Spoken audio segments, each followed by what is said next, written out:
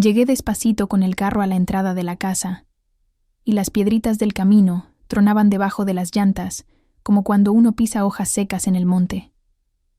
El sol ya se estaba metiendo, y el cielo tenía esos colores anaranjados y morados que pintan todo de una calma que engaña.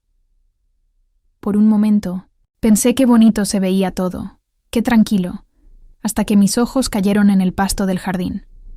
Al principio como que no entendí, como que mi cabeza no quería ver lo que estaba ahí. Parpadeé un par de veces, pensando que a lo mejor el aire había arrastrado basura de la calle, como pasa a veces, pero no.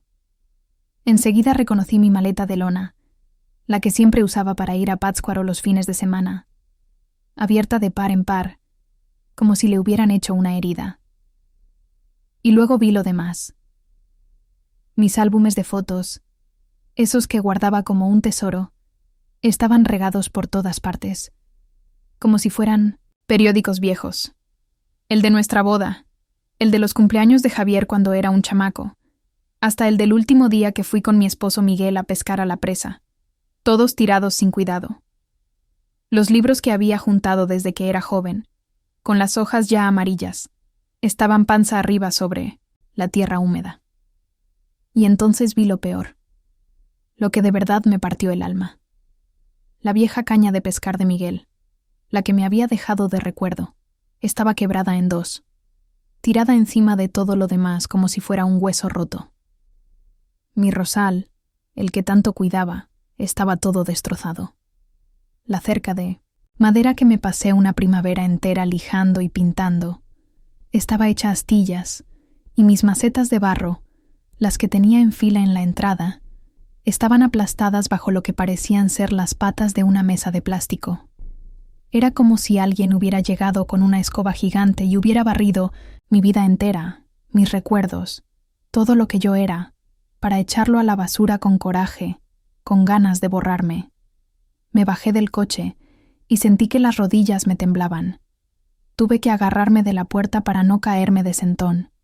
El aire olía a tierra mojada, a rosas aplastadas y a algo más, algo feo, que se sentía como una traición. En la puerta de la casa había un papel pegado con cinta, un pedazo de hoja de cuaderno con los bordes chuecos que se movía despacito con el aire. Me acerqué y leí: «Lo siento, mamá. Los papás de Sofía se vienen a vivir para acá. Ya no hay lugar para ti. Espero que entiendas». No tenía firma, pero yo conocía esa letra mejor que la mía. Inclinada, bonita, perfecta. Javier siempre se había sentido orgulloso de su letra de molde. Me acordé de cuando le ayudaba a hacer sus tareas de la escuela. Yo le corregía las faltas de ortografía mientras él, a mi lado, se comía un plato de fruta. Al otro lado de la calle, vi a doña Carmen, la vecina, que se quedó a medio caminar, apretando su bolsa del mandado como si tuviera miedo de que se le fuera a volar. Su esposo, don Pepe, estaba detrás de ella, con el ceño fruncido, mirándome. Ninguno de los dos me saludó, ni me dijeron nada, solo se quedaron ahí, parados, como estatuas. Me agaché y recogí una de las fotos, una donde salíamos todos en la Navidad del 98, y la apreté contra mi pecho. Caminé hacia la puerta y toqué. Al principio toqué suavecito, como con miedo. Todavía tenía una pequeña esperanza, una cosita chiquita dentro de mí que me decía que todo era un error, un malentendido de esos feos que a veces pasan. A lo mejor Javier escribió la nota a las carreras, sin pensar bien las palabras. A lo mejor Sofía había entendido mal algo que le dijeron. A lo mejor me había equivocado de casa, de vida, y estaba viviendo la pesadilla de otra persona. Pero nadie abrió. El silencio detrás de la puerta era pesado, como una pared. Entonces volví a tocar, pero esta vez más fuerte, con más ganas. Sentía cómo me temblaba la mano con cada golpe que daba en la madera. Pum, pum, pum. Sonaba en toda la calle, o al menos así lo sentía yo. Después de un rato que se me hizo eterno, la puerta se abrió, pero apenas un poquito, una rendija no más. Por ese hueco se asomó la cara de Sofía, y tenía esa mirada que yo ya le conocía, esa que usaba para hacerse la buena, una mezcla de coraje con lástima, fingida. «Ay, Elena, qué sorpresa», me dijo, como si de verdad no se esperara que yo fuera a volver a mi propia casa. «Tan pronto por acá». Pude ver por la rendija un pedazo del pasillo de la entrada, y todo estaba igual que siempre. Las fotos de la familia colgadas en la pared, la alfombra gastada, que tantas veces le dije a Miguel que teníamos que cambiar, y hasta olía a lo mismo de siempre, a ese limpiador de pino que usaba para los pisos. Unos pasos más atrás estaba Javier, mi hijo. Tenía los brazos cruzados y la mirada clavada en el suelo, como un niño chiquito al que acaban de cachar, haciendo una travesura. No me miró. Yo le hablé a él, a mi hijo, no a ella. «¿Qué es todo esto, Javier?», le pregunté, y sentí cómo se me quebraba la voz en la última palabra, como si se me hubiera roto algo por dentro. Sofía abrió la puerta un poquito más, lo suficiente para poder salirse ella y pararse enfrente de mí, como para no dejarme pasar. «No es nada personal, Elena», dijo, y la mentira le salía tan fácil, como si la hubiera practicado. «Es que necesitamos más espacio. Mis papás ya están grandes también, y pues, es lo justo, ¿no crees?». Volví a mirar a Javier, buscando sus ojos, pero él seguía sin levantar la cara del suelo. Se hacía chiquito, como si quisiera que se lo tragara la tierra. «Tú ya tuviste tu tiempo aquí», siguió diciendo Sofía, con una voz filosa, como si me estuviera dando una orden. «Ahora nos toca a nosotros. La casa tiene que sentirse nuestra. ¿Entiendes?». Fue entonces cuando Javier por fin levantó la vista, pero solo fue por un segundo. Sus ojos se encontraron con los míos, y vi en ellos una vergüenza tan grande que me dolió más que todo lo que había visto en el jardín. «Es mejor así, mamá», susurró, tan bajito que casi no lo oí. Y en mí ese momento, la puerta se empezó a cerrar.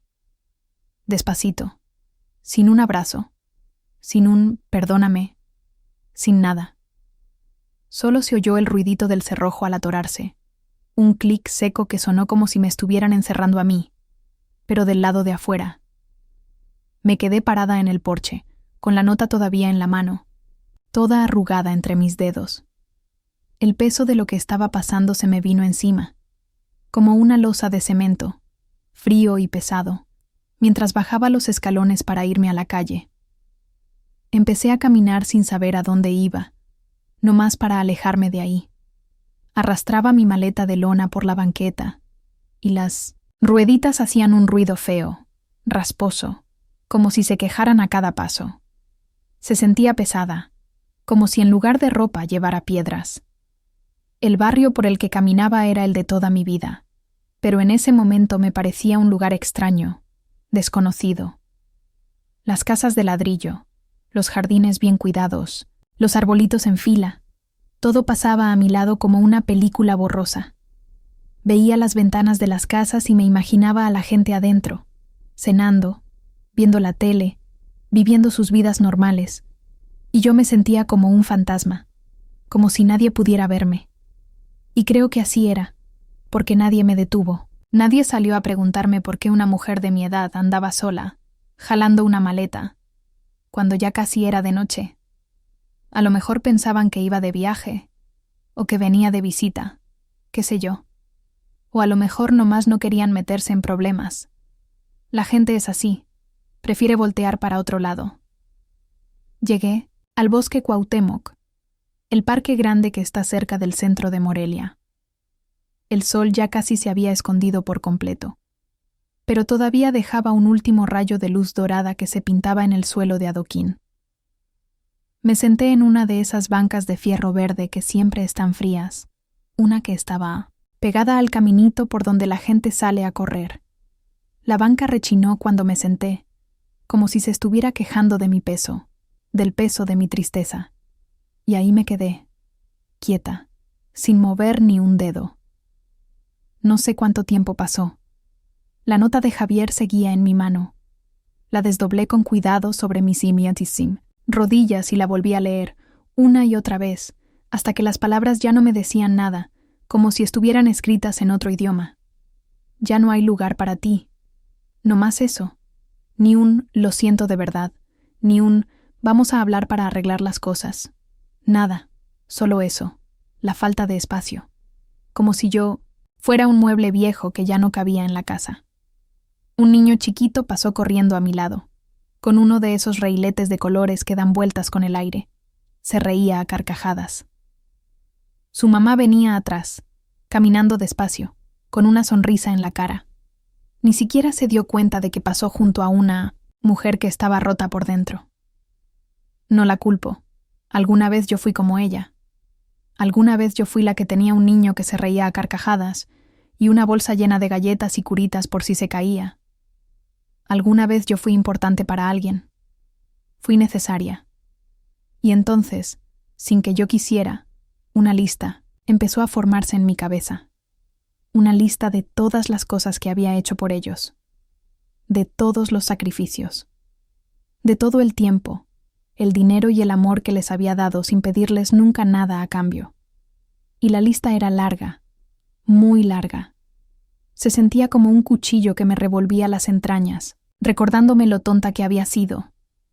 La lista en mi cabeza seguía creciendo, como una bola de nieve que se hace más y más grande.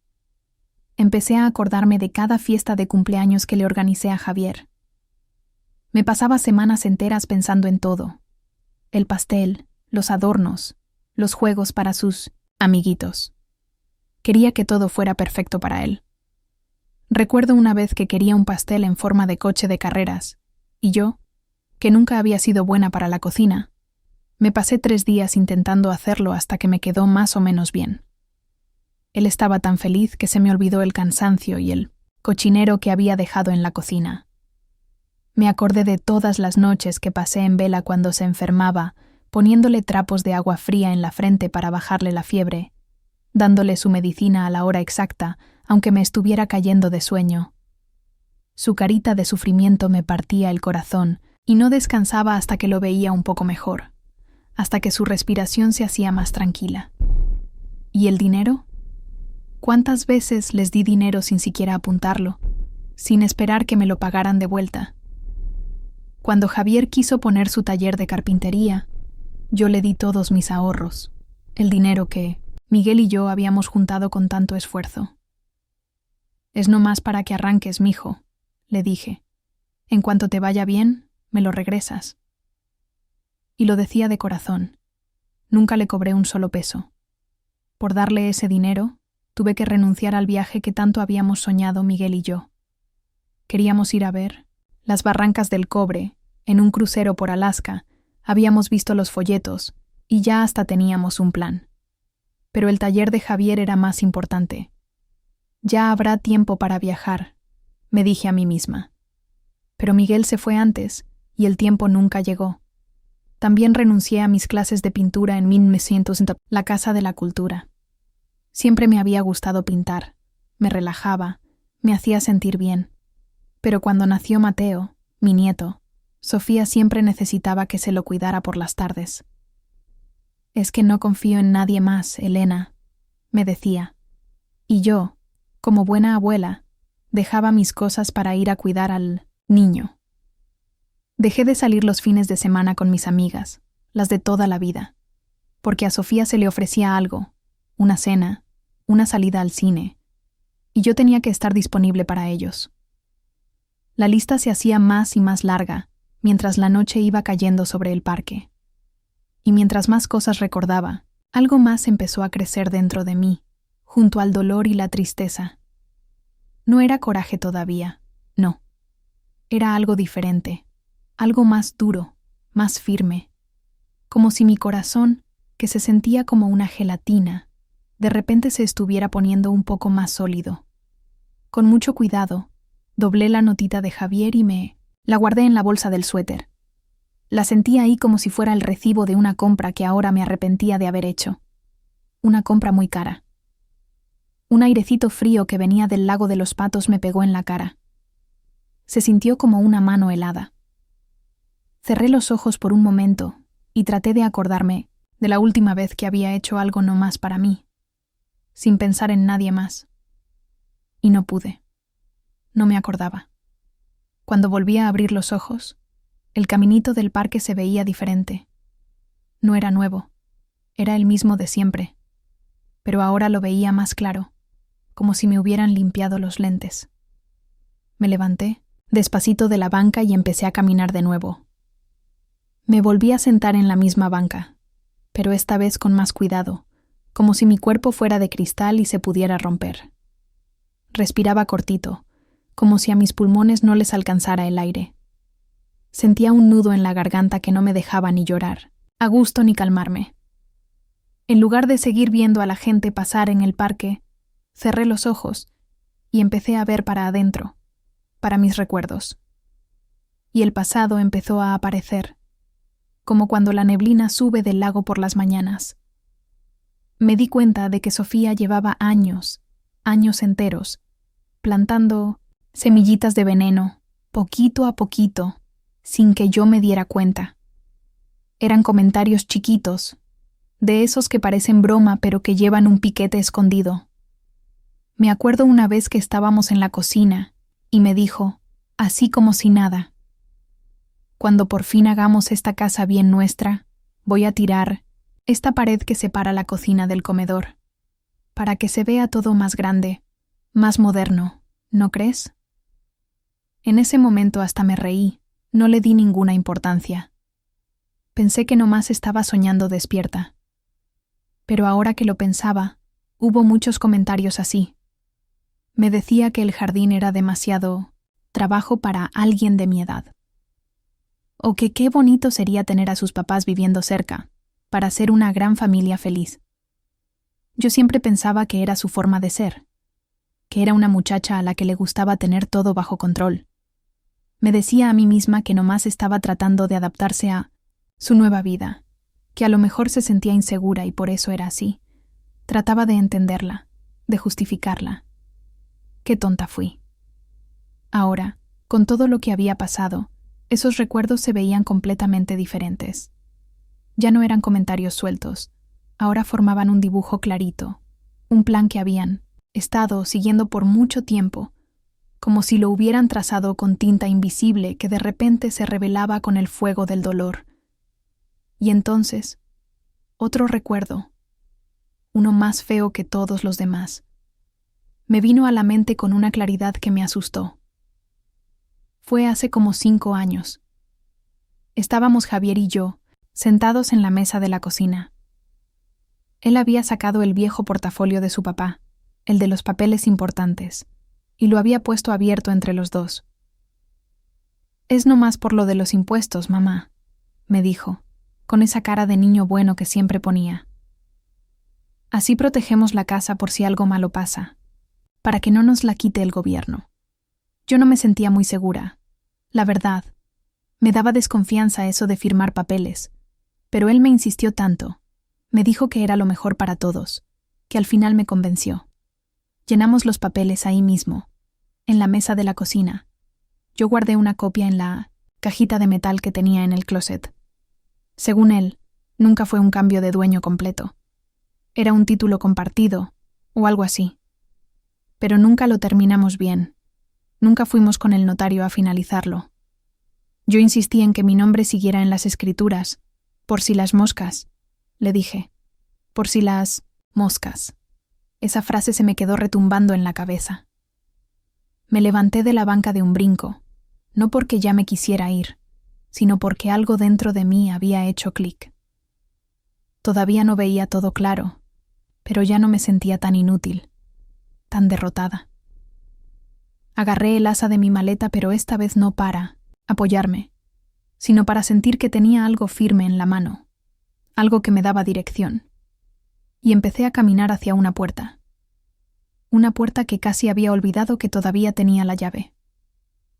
La llavecita seguía en mi llavero, ahí apretada entre la llave del buzón y una lamparita chiquita que ya ni servía desde hacía años. Estaba gastada de los bordes, el metal ya sin brillo de tanto traerla para arriba y para abajo, pero ahí estaba. No la había usado desde antes de que naciera Mateo, mi nieto. Esa llave abría la puerta de un departamentito, un estudio chiquito que estaba en la avenida Madero, arriba de una librería de viejo, y a un lado de una florería que siempre olía a flores mojadas, a eucalipto. Cuando mi Miguel todavía vivía, y yo trabajaba medio tiempo en la Casa de la Cultura, me ofrecieron ese lugar. Era parte de un programa que tenían para los empleados, para que tuviéramos un lugar donde quedarnos si vivíamos lejos. Nunca fue para siempre. Era nomás un lugarcito para guardar mis cosas de pintura y para ir a leer un rato en paz, lejos del ruido de la casa. Pero me gustó, y cuando dejé de trabajar ahí, hablé con el dueño y le seguí pagando una renta chiquita, casi simbólica.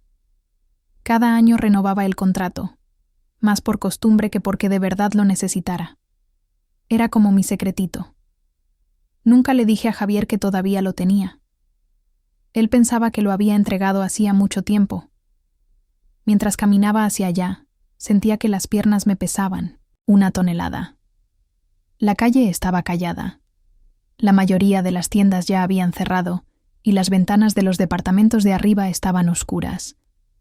Llegué al edificio y empecé a subir las escaleras, despacito, con la maleta golpeando en cada escalón detrás de mí, como si me viniera siguiendo un recuerdo pesado. La puerta del estudio estaba un poco atorada.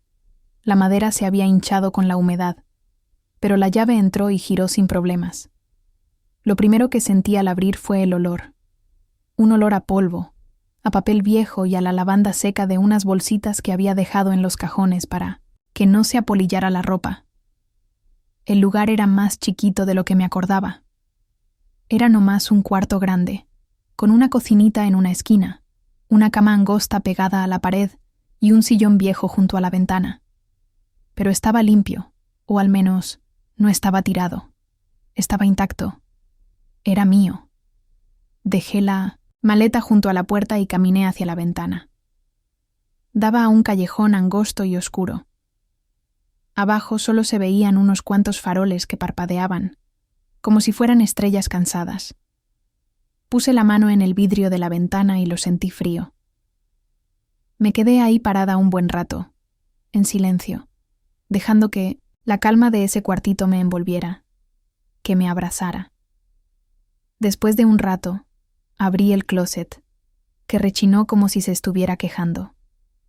En el estante de hasta arriba estaba la caja de metal. La bajé con cuidado, soplé el polvo que tenía encima y la abrí.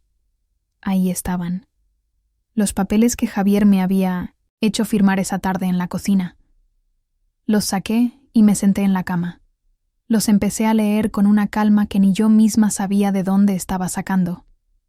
Y mientras leía, una idea, una esperanza, empezó a nacer dentro de mí. Al amanecer, cuando el primer rayo de sol se coló por la ventana, ya sabía qué tenía que hacer. Busqué en mi cartera un papelito arrugado con un número de teléfono. Era el número de Ramiro Vargas, un abogado que había sido muy amigo de Miguel. Le marqué a Ramiro cuando apenas estaba amaneciendo. El cielo de Morelia todavía estaba de ese color gris azulado, y la ciudad apenas empezaba a despertar. Contestó al segundo timbrazo, con la voz ronca de sueño, pero firme, como siempre. «Bueno», dijo. «¿Carmen?» Así le decía a mi cuñada, por costumbre. Tomé aire y le contesté, no muy fuerte, pero clarito para que me oyera bien. «No, Ramiro, soy Elena Valdés». Se hizo un silencio del otro lado de la línea. Un silencio largo, en el que casi pude oír cómo se despabilaba y trataba de acomodar mi nombre en su memoria. Luego soltó una risita baja, una risa que yo conocía bien. «Elena Valdés, milagro que te acuerdas de los pobres», me dijo. «Ha pasado demasiado tiempo». Y sí que había pasado tiempo. Desde que Miguel murió, me había alejado de casi todos nuestros amigos. No por mala gente, sino porque cada reunión, cada plática, era un recordatorio de que él ya no estaba. Le conté rápido lo que me había pasado, sin darle muchos detalles, no más lo necesario. Le dije que necesitaba su ayuda, que era urgente. No me hizo muchas preguntas. Nomás me dijo: «Vente a mi oficina esta tarde, a las 4, y tráete todos los papeles que tengas». Su oficina seguía en el mismo lugar de siempre, en la Avenida Madero, en el centro, entre una panadería que ya habían cerrado y una agencia de viajes con unos carteles de playas que se veían amarillos por el sol y el tiempo. Llegué puntual, con una bolsa de mandado llena de papeles. Había metido todo lo que encontré en la caja de metal: las copias de las escrituras, unos documentos firmados ante notario, de hacía años, y el acuerdo ese que Javier me hizo firmar, el de la transferencia parcial, como él le había llamado. El acuerdo en el que Miguel y yo habíamos insistido que nuestros nombres se quedaran. Ramiro me recibió con un saludo de cabeza, serio pero amable. Me señaló una silla y se ajustó, los lentes, de esos de armazón grueso que usan los señores grandes. Puse todos los papeles sobre su escritorio de madera oscura, y él empezó a revisarlos uno por uno, en silencio. Sus cejas se fruncían de vez en cuando, mientras leía con una atención que me daba calma. No me interrumpió ni una sola vez. Solo leía y leía, y a veces hacía un ruidito con la boca, como un «ajá» o un como si estuviera armando un rompecabezas en su cabeza. Pasó un buen rato. Yo nomás lo veía, con las manos apretadas sobre mis rodillas. El único ruido en la oficina era el de las hojas de papel al pasar de un lado a otro, y el tic-tac de un reloj viejo que tenía colgado en la pared. Finalmente, levantó la vista de los papeles y me miró por encima de los lentes. «Nunca lo finalizaron», dijo, y le dio un golpecito con el dedo al papel de la supuesta transferencia. Esta transferencia parcial nunca se registró en el registro público de la propiedad como una venta completa. Legalmente, Elena, la dueña principal de la casa, sigue siendo tú. Sentí como si todo el aire que había estado aguantando en mis pulmones por fin pudiera salir. Solté un suspiro largo, tembloroso. No era alivio del todo, todavía no, pero era algo muy parecido. Era como si después de estar perdida en la oscuridad, alguien de repente hubiera prendido una velita. «No pueden venderla», continuó Ramiro, quitándose los lentes y limpiándolos con un pañuelo. «Ni siquiera pueden reclamarla como suya por completo. El documento que firmaste es, en el mejor de los casos para ellos, ambiguo, y nunca se completó el proceso legal. Tu nombre sigue siendo el principal en las escrituras de la propiedad». Escuchar esas palabras fue como si me hubieran quitado un peso enorme de la espalda. Durante días me había sentido como una hoja seca, que el viento se lleva para donde quiere, sin fuerza, sin control. Pero ahora, sentada en esa silla vieja, en esa oficina que olía a papel y a café, sentía que mis raíces empezaban a aferrarse a la tierra otra vez. Ramiro se reclinó en su silla, que rechinó en protesta. «Lo que podemos hacer ahora mismo», dijo, juntando las yemas de los dedos, «es presentar una orden de cese y desistimiento.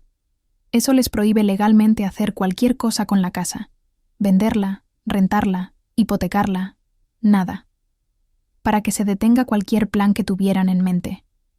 Seguirás teniendo la autoridad legal sobre la propiedad». Asentí despacito, tratando de que mi cabeza procesara todo lo que me estaba diciendo.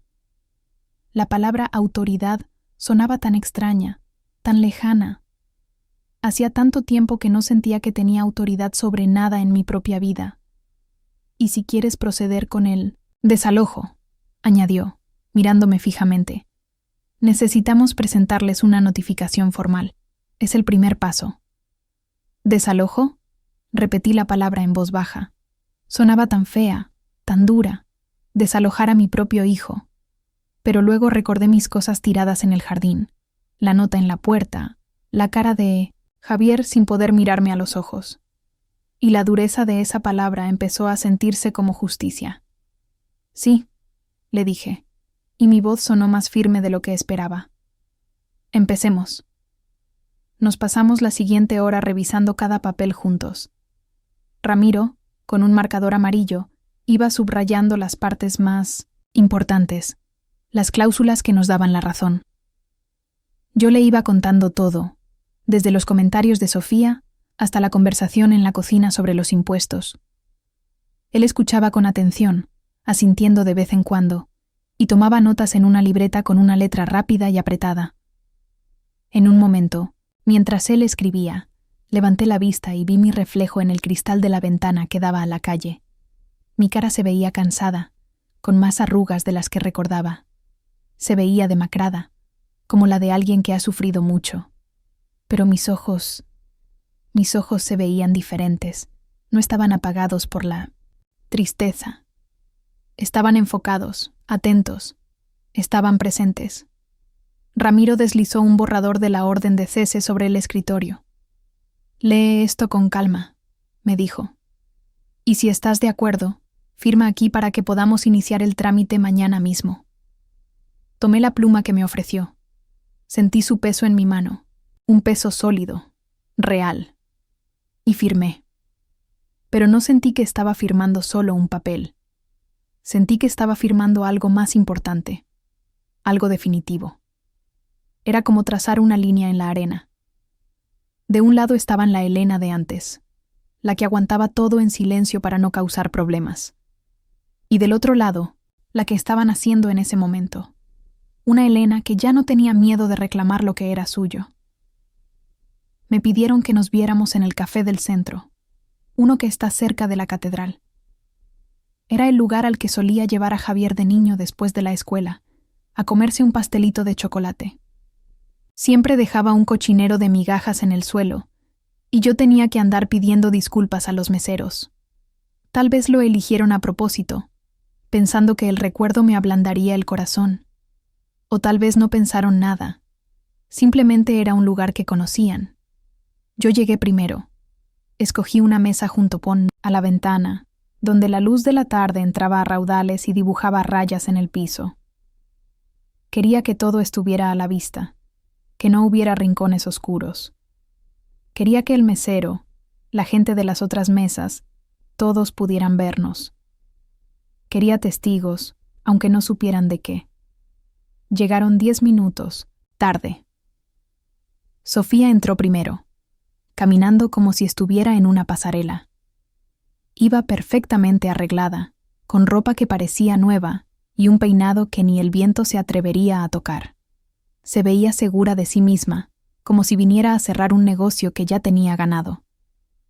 Javier venía detrás, y se veía todo lo contrario. Estaba pálido, con unas ojeras que le llegaban hasta el suelo. Llevaba puesta una sonrisa nerviosa, una de esas que no llegan a los ojos y que tiembla en las orillas. «Mamá», dijo al verme, y hizo el intento de darme un abrazo, pero yo no me moví de mi silla. El abrazo se quedó en el aire, torpe y triste. «Gracias por venir». Asentí con la cabeza, nomás un movimiento leve, y les señalé las sillas que estaban frente a mí. Se sentaron. Ninguno de los dos pidió nada de tomar. El silencio se hizo pesado, incómodo. Se podía cortar con un cuchillo. «Queríamos aclarar las cosas», empezó a decir Sofía, juntando las manos sobre la mesa como si fuera una política en un debate. «Todo esto ha sido muy intenso. Pensamos que si hablábamos en persona, como la familia que somos, podríamos arreglarlo». Javier, sin decir nada, sacó un sobre blanco de su chamarra. Lo puso sobre la mesa y lo empujó despacito hacia mí. «Son nomás unos papeles», dijo, demasiado rápido, atropellando las palabras. «Nada complicado. Es solo una transferencia formal, para hacer las cosas más fáciles para todos, para que no haya problemas legales en el futuro. Solo ayudaría a que todos podamos seguir adelante», intervino Sofía, con una voz que intentaba ser dulce, pero que se oía falsa, como miel de plástico. «Sin confusiones, sin pleitos, sin estas tensiones tan feas». Miré el sobre que estaba sobre la mesa, pero no lo toqué. Lo dejé ahí, como si quemara. Luego, con mucha calma, Metí la mano en mi bolsa y saqué otro sobre, uno mío. Lo deslicé sobre la mesa, justo al lado del de ellos. Sofía lo miró con desconfianza, frunciendo el ceño. Al final, la curiosidad le ganó y lo abrió. Dentro había un cheque. Es suficiente para que paguen unas 2 semanas en un hotelito de por aquí, y para que coman algo, le dije, con la voz tranquila. Tómenlo como un gesto de buena voluntad. Javier parpadeó, como si no entendiera lo que estaba pasando. Mamá, nosotros no queríamos. Voy a pensar en sus papeles, lo interrumpí, con un tono firme que no dejaba lugar a discusión. Pero mientras pienso, les recomiendo que vayan haciendo sus maletas. La sonrisa de Sofía se tambaleó por un segundo, pero la recuperó antes de que se le rompiera del todo. Claro, dijo, pero su voz ahora era más delgadita, menos segura. Sabíamos que ibas a ser razonable. Me terminé mi té, despacito, saboreando cada trago. Ellos se quedaron sentados, tiesos, esperando algo más. A lo mejor esperaban que me pusiera a llorar, o que les gritara, o que les rogara que me dejaran volver. Pero yo no hice nada de eso. Nomás me levanté, me ajusté el suéter y les di un último saludo con la cabeza antes de darme la vuelta y salir a la calle, a la luz brillante y fría de la tarde. Para cuando llegué a la esquina, supe que ellos seguían ahí sentados, todavía confundidos, sin entender lo fuerte que puede llegar a ser un acto de rebeldía hecho en silencio. Ese día me paré debajo del pirul, que está al otro lado de la calle, medio escondida entre sus ramas. Era el mismo árbol en el que yo colgaba farolitos de papel de colores cada año para las fiestas patrias. La mañana estaba húmeda, el cielo de Morelia estaba panza de burro, cargado de nubes que no se decidían a soltar el agua. Lausanne, calle, estaba más silenciosa que de costumbre, como si hasta el aire supiera que algo importante estaba a punto de pasar, algo que se iba a romper para siempre. El actuario, un señor con cara de pocos amigos y una carpeta bajo el brazo, llegó puntual a las 10 de la mañana. Con él venían 2 policías. No se veían agresivos ni nada, solo se veían oficiales, cumpliendo con su trabajo. Los vi subir los 3 escalones del porche, detenerse frente a la puerta que yo misma había pintado de azul, y tocar 3 veces. Un ritmo firme, seco, de esos que se nota que han practicado muchas veces. La puerta la abrió Javier.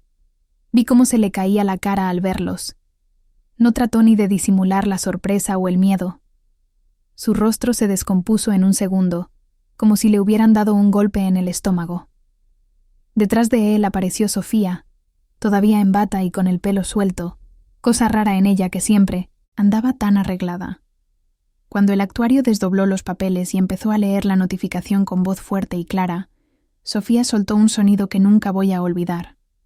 Fue como un medio grito, medio quejido, un sonido de animal herido, completamente roto. Para entonces, los vecinos ya habían empezado a salir. Se asomaban por las rendijas de las persianas, o salían a la puerta con una taza de café en la mano con el pretexto de sacar la basura o de barrer la banqueta. Vi a doña Carmen susurrarle algo a su esposo, y sus ojos iban y venían del porche de mi casa a los otros vecinos, que también disimulábamos que no estábamos mirando, pero que no nos perdíamos ni un detalle. Javier se quedó parado, como una estatua, mientras el actuario le entregaba el sobre con los papeles. Le temblaban tanto las manos que por un momento pensé que se le iban a caer al suelo. No se veía enojado, se veía vacío, como si algo muy dentro de él se hubiera roto en 1000 pedazos y apenas se estuviera dando cuenta. Sofía se dejó caer en el escalón de arriba, todavía descalza. El rímel se le había corrido y tenía 2 manchones negros debajo de los ojos. Intentó agarrar el brazo de Javier, como buscando apoyo, pero él no se movió. Seguía con la mirada clavada en el documento, leyendo cada palabra como si esperara que, al leerlas de nuevo, se convirtieran en otra cosa, en algo menos feo, menos definitivo. Me di la vuelta y me empecé a alejar antes de que alguno de los dos me viera. No lo hice por lástima, ni por no querer ver su dolor. Me fui porque ya había visto lo que necesitaba ver. Ya había visto sus caras de sorpresa, su incredulidad. Por primera vez en mucho tiempo, iban a tener que sentarse a pensar en el silencio que ellos mismos habían creado con sus acciones. Y yo no necesitaba quedarme a ver lo que seguía para saber qué tan fuerte y qué tan amargo iba a ser ese silencio para ellos. Para el fin de semana, la historia ya había dado la vuelta por todo el barrio. Se había regado como la pólvora, de casa en casa, en la tiendita de la esquina, en la tortillería, en el mercado. No hizo falta que nadie le pusiera de su cosecha ni le exagerara. La pura imagen de Sofía, llorando a moco tendido en el porche, con la bata abierta y el pelo revuelto, mientras un señor con corbata le leía unos papeles, era suficiente para que la gente se la guardara en la memoria. Era una imagen demasiado fuerte para olvidarla. La gente dejó de saludarlos. Si los veían venir por la misma banqueta, algunos se cruzaban a la de enfrente para no tener que topárselos. El silencio alrededor de su casa se volvió más espeso que la neblina. Ya no se oían las risas de mi nieto en el jardín, ni la música que a Sofía le gustaba poner a todo volumen los sábados. La casa se sentía muda, castigada. Yo escuchaba los murmullos cuando iba a comprar el pan o la leche. La señora de la tienda, doña Lupe, que una vez hasta me había regañado porque no había podado bien el árbol de la banqueta, le dijo a la muchacha que le ayuda, pero en voz alta para que yo la oyera: después de todo lo que esa pobre señora hizo por ellos, imagínate nomás la poca vergüenza. La muchacha nomás abrió los ojos muy grandes y asintió con la cabeza. Yo nunca corregí a nadie, ni dije si era cierto o no. No hacía falta. Dejé que la gente pensara lo que quisiera. Empezaron a llamarme por teléfono, claro. Primero fue Javier, luego Sofía. El primer mensaje que me dejaron en el contestador era muy calmado, muy calculado. Era la voz de Sofía. Elena, por favor, hablemos. Esto se salió de control. Nosotros no queríamos que las cosas llegaran a este punto. El segundo mensaje ya era de Javier, y se le oía la voz un poco temblorosa. Mamá, por favor, contéstame. Tenemos que hablar. Para el cuarto mensaje, la voz de Javier ya se le quebraba a la mitad de la frase. Mamá, soy yo otra vez. Por favor. No podemos. No. Escuché los demás. Los fui borrando uno por uno, sin oírlos, como quien limpia recibos viejos y arrugados de la cartera. Después, bloqueé sus números de mi celular. No lo hice para hacerlos sufrir, ni por venganza. Lo hice porque sentí que ya no les debía nada. Ya no les debía mi tiempo, ni mis explicaciones, ni siquiera el acceso a mi voz. Hay una gran diferencia entre decidir estar en silencio y que te obliguen a callarte. Durante años, yo me había tragado mis sentimientos, mis opiniones, mis tristezas, todo para mantener a la familia unida, para que hubiera paz. Ahora, que ya no tenía nada que proteger más que mi propia tranquilidad, dejé que el silencio creciera a mi alrededor como una plantita. Y no lo llené con nada. No más con el sonido de mi propia respiración, tranquila y a mi propio ritmo. El departamentito de la avenida Madero estaba callado. Los únicos ruidos eran el binansincia, zumbido bajito de un radio viejo que había encontrado en un rincón, y el sonido suave del hilo pasando una y otra vez a través de la tela. Del estante más alto del closet había bajado una caja de cartón vieja, amarrada con un mecate. Hacía más de 10 años que no la abría. Adentro estaban los pedazos de tela para una colcha que había empezado a coser cuando Miguel todavía vivía y que nunca terminé. Los retazos seguían ahí, un poco descoloridos por el tiempo, con los bordes deshilachados, pero enteros. Eran triángulos y cuadrados de todos colores, azules suaves como el cielo de la mañana, telas con florecitas rosas, y hasta pedazos de los vestidos que yo usaba cuando Javier era chiquito. Los extendí todos sobre la mesa del comedor y empecé a coser, a mano, como me había enseñado mi mamá. No lo hacía rápido, ni buscaba que me quedara perfecto. Solo cosía, una puntada tras otra, con un ritmo constante. Mis dedos se acordaron de cómo hacerlo antes que mi cabeza. Se sentía como terminar una frase que había dejado a la mitad hace mucho tiempo. La primera noche que me senté a coser, me puse a llorar. Pero no lloré con ruido, ni con angustia. Lloré en silencio, mientras mis manos seguían trabajando. No eran lágrimas de tristeza, eran de liberación, como si con cada puntada estuviera sacando un poquito del dolor que traía atorado. Había algo muy bonito en tener en las manos algo que estaba roto, desarmado, y saber exactamente cómo volver a unirlo, cómo repararlo. Cada puntada era una decisión. Cada costura era una línea nueva que yo misma estaba trazando en mi vida. A la mañana siguiente, le llamé a Ramiro, el abogado. Le dije que ya había tomado una decisión sobre la casa, que la vendiera, pero que todo el dinero de la venta no lo quería para mí.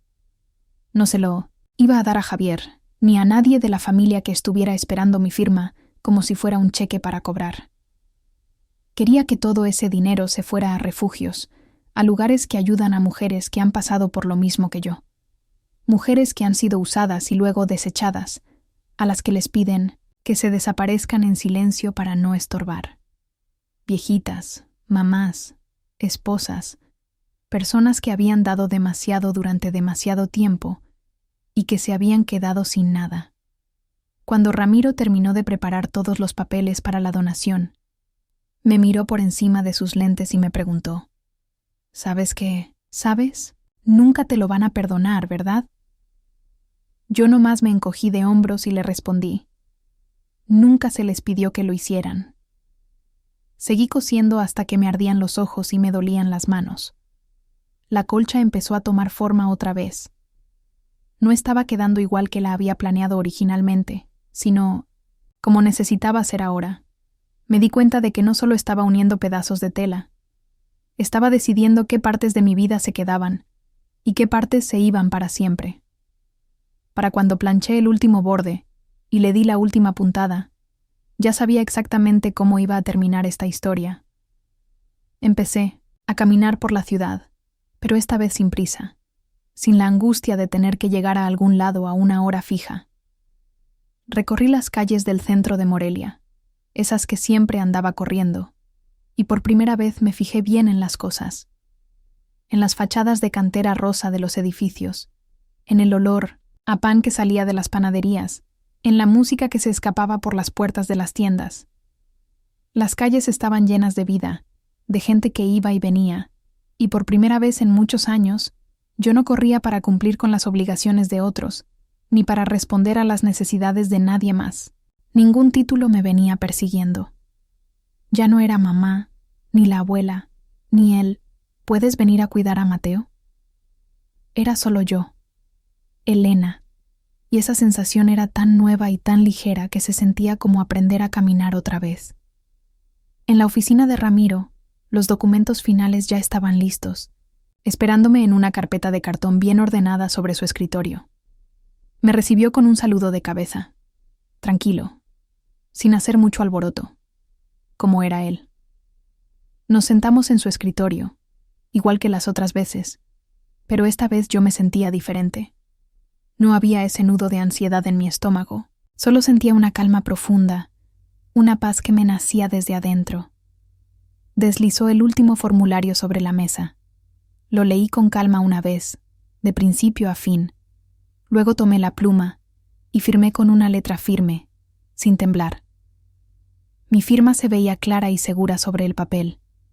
Después de eso, no dijimos mucho más. No hacía falta. Ramiro me ofreció una taza de té de manzanilla y se la acepté con gusto. Estaba calientito, olía a campo, y me ayudó a anclarme en ese momento, a sentirlo más real. De mi bolsa saqué la colcha que había terminado de coser. La había doblado con mucho cuidado y la puse sobre mis rodillas. Sentía su peso, un peso honesto, un peso que me había ganado a pulso. Con cada puntada había una historia, un recuerdo, una decisión. De la misma bolsa asomaba una foto que no había querido mirar en semanas. Era de mi nieto, Mateo. Tendría unos 5 años en esa foto, y estaba en la plaza, en la noche del grito, sosteniendo una lucecita de bengala con sus 2 manitas. Su cara estaba toda iluminada por las chispas, y tenía una expresión de asombro y felicidad puras. Me quedé viendo la foto por un buen rato. Y no lloré. Ya no. Solo miré su carita. Luego levanté la vista y miré el cuarto silencioso de la oficina, y después miré mis propias manos, que descansaban sobre la colcha. Se veían firmes, libres. Me van a extrañar, dije en voz baja, casi para mí misma. Pero no me van a extrañar a mí, a Elena. Van a extrañar a la mujer que siempre les decía que sí. Me van a extrañar solo porque, por fin, después de tanto tiempo, me animé a decir que no. Y en ese momento, supe que no importaba si me perdonaban o no. El perdón que de verdad importaba era el que yo me estaba dando a mí misma. Pasaron las semanas, y el silencio que antes se sentía pesado y solitario en el 900 departamentito, ahora se sentía como una cobija calientita. Me acostumbré al ritmo de mis propios días. Me levantaba cuando el cuerpo me lo pedía, no cuando el despertador sonaba para empezar la rutina de otros.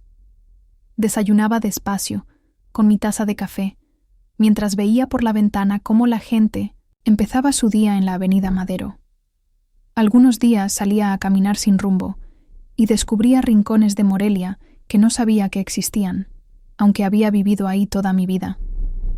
Me metía a las iglesias viejas, me sentaba en las bancas de la plaza de armas a ver a las palomas, o me iba al mercado de dulces nomás a oler el ate y la fruta cristalizada.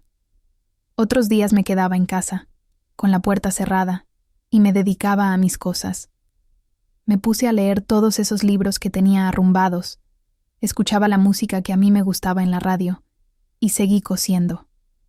Con los retazos que me sobraron de la colcha, empecé a hacer cojines, manteles, cositas chiquitas que no eran para nadie más que para mí. El dinero de la venta de la casa se fue, tal como le había dicho a Ramiro, a una fundación que ayuda a mujeres mayores que se quedan solas o que son maltratadas.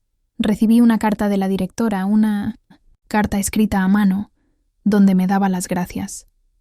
Me decía que con ese dinero iban a poder arreglar los techos del refugio y comprar medicinas para las señoras. Leer esa carta me hizo sentir una alegría tranquila, una satisfacción que el dinero en el banco nunca me hubiera dado. No volví a saber de Javier ni de Sofía. Supongo que, después de un tiempo, se cansaron de llamar a un número que ya no les contestaba. A veces, cuando caminaba por la calle, me parecía ver a Javier a lo lejos, o creía reconocer el coche de Sofía, y el corazón me daba un vuelco, pero siempre era una falsa alarma. Y, cada vez que pasaba, el vuelco era más chiquito, menos doloroso. Empecé a pensar en ellos no con coraje, sino con una especie de lástima triste. Me daba lástima que no hubieran entendido nada, que hubieran cambiado el amor de una madre por un poco más de espacio, por unas paredes que, al final, ni siquiera se pudieron quedar. Me daba tristeza por mi nieto, por Mateo. Él no tenía la culpa de nada. Me preguntaba si preguntaría por mí, si se acordaría de los cuentos que le leía antes de dormir, o de las galletas de animalitos que siempre le compraba. Esa era la única espinita que todavía sentía, clavada en el corazón. Una tarde, estaba sentada junto a la ventana, cosiendo un cojín, y vi a una familia pasar por la calle de abajo. El papá llevaba al niño cargado en los hombros, y la mamá los venía viendo con una sonrisa. Y por primera vez, al ver esa escena, no sentí una punzada de tristeza por lo que había perdido. Sentí una paz profunda al darme cuenta de que esa ya no era mi película. Yo ahora era la espectadora, no la actriz principal. Y desde mi ventana, desde mi silencio, desde mi nueva vida, la vista era bastante buena. El tiempo siguió su curso, como el agua de un río que no sé detiene por nada ni por nadie. Las estaciones cambiaron, y con ellas, también yo. El dolor agudo que sentí al principio se fue suavizando, convirtiéndose en una cicatriz, de esas que ya no duelen al tocarlas, pero que te recuerdan la herida que estuvo ahí. Mi vida en el estudio se volvió mi normalidad. Aprendí a disfrutar de mi propia compañía. Me hice amiga de la dueña de la florería de al lado, una señora llamada Rosa, y a veces nos tomábamos un café por las tardes. Me inscribí de nuevo en las clases de pintura de la Casa de la Cultura, esas que había dejado por cuidar a mi nieto. Al principio me sentía torpe, como si mis manos hubieran olvidado cómo sostener un pincel. Pero poco a poco, los colores y las formas empezaron a fluir de nuevo. Pinté los atardeceres que veía desde mi ventana, las flores del puesto de Rosa, los rostros de la gente que pasaba por la calle. Un día, mientras estaba en el centro, pasé por el café donde me había reunido con Javier y Sofía por última vez. Dudé un momento en la puerta, pero luego entré. Me senté en una mesa diferente, no en la de la ventana. Pedí un café y un pastelito de chocolate, como los que le gustaban a Javier. Y mientras lo comía, me di cuenta de que el recuerdo ya no tenía el mismo peso. Ya no sentía ese nudo en el estómago. Era solo eso, un recuerdo, una foto vieja en el álbum de mi vida. Me di cuenta de que el perdón es una cosa extraña. No es algo que se le da a la otra persona para que se sienta mejor. Es algo que uno se da a sí mismo, para poder soltar el ancla que te tiene atado al pasado y poder seguir navegando. Y yo, sin darme cuenta, me había perdonado a mí misma. Me perdoné por no haber visto las señales antes, por haber aguantado tanto, por haber creído que mi valor dependía de cuánto me necesitaran los demás. Y en ese perdón encontré la verdadera libertad. La colcha que cosí la puse sobre mi cama. Cada noche, al acostarme, sentía el peso de sus retazos sobre mí. Cada cuadrado de tela me recordaba una parte de mi historia, lo bueno y lo malo. Ya no era un símbolo de lo que había perdido, sino de lo que había sido capaz de reconstruir. Yo misma me había remendado, puntada por puntada, y había creado algo nuevo, algo fuerte, algo que era completamente mío. No sé qué fue de Javier y Sofía, y la verdad, ya no me quita el sueño. Espero que estén bien, por el bien de mi nieto, pero su camino ya no es el mío. Yo elegí otro, uno más angosto y solitario quizás, pero un camino donde yo decido a qué ritmo caminar, cuándo detenerme a descansar, y hacia dónde quiero ir. Y aunque a veces todavía me asomo por la ventana y siento una pizca de nostalgia, ya no es por la casa que perdí, sino por la mujer que fui, esa que tuvo que romperse en 1000 pedazos para poder volver a construirse, más sabia, más fuerte y finalmente en paz.